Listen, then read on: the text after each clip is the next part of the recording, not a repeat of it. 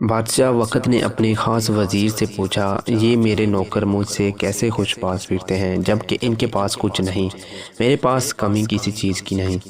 وزیر نے کہا، بادشاہ سلامت، اپنے کسی خادم پر قانون نمبر 99 کا استعمال کر کے دیکھیں۔ بادشاہ نے پوچھا، اچھا یہ قانون نمبر 99 کیا ہوتا ہے؟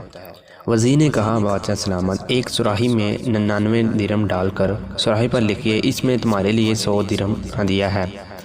رات کو کسی خادم کے گھر کے دروازے کے سامنے رکھ کر دروازہ کھٹکا کر ادھر ادھر چھپ جائیں اور تماشا دیکھ لیجئے۔ بادشاہ نے جیسے وزیر سے سمجھایا تھا ویسے کیا۔ سراہی رکھنے والے نے دروازہ کھٹکھٹایا اور چھپ کر تماشا دیکھنا شروع کر دیا۔ اندر سے خادم نکلا، سراہی اٹھائی اور گھر چلا گیا۔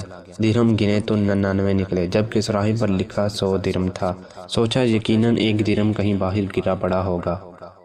خادم اور اس کے سارے گھر والے باہر نکلے اور درہم کی تلاش شروع کر دی۔ ان کی ساری رات اسی تلاش میں گزر گئی۔ خادم کا غصہ دینے تھا، کچھ رات صبر اور باقی کی رات بک بک اور جک جک میں گزری۔ خادم نے اپنی بیوی بچوں کو سچ بھی کہا کیونکہ وہ درہم تلاش کرنے میں ناکام رہے تھے۔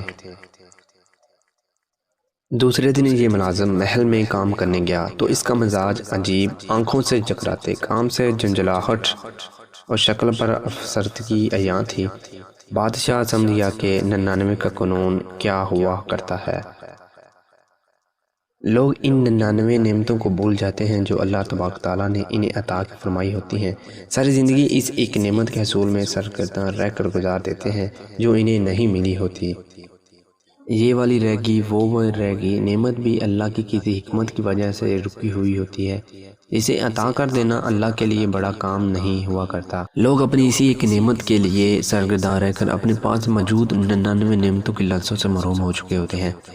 اپنی 99 ملی چکی نعمتوں پر اللہ تبارک تعالیٰ کا احسان مانیے، ان سے مستفید ہو کر شکر گزار بندے بن کر رہیے۔